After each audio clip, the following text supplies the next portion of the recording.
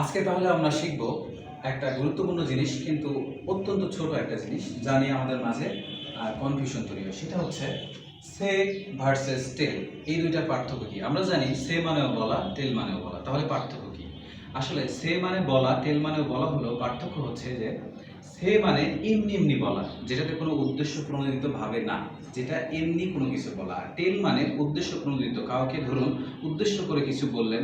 যেমন বললাম আমি খুব ক্লান্ত, আমি কাকে বললাম এটা ঠিক না, এটা বললাম না, এটা উল্লেখ করলাম না, আমি শুধুমাত্র বললাম আমি ক্লান্ত। এটা সের ক্ষেত্রে বলতে পারি আমরা। এই জন্য মূলত আমরা ন্যারেশনে দেখি হি সেইড বলে, সেইড বলার পর কাকে বলে এটা উল্লেখ করা থাকে না ডিরেক্ট ন্যারেশনে।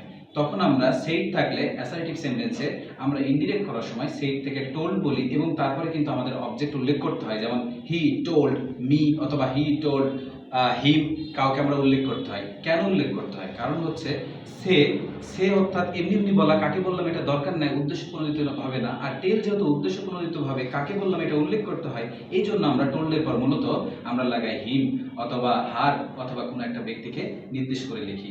এই হচ্ছে সে এবং টেলের মধ্যে পার্থক্য। ধন্যবাদ সবাইকে।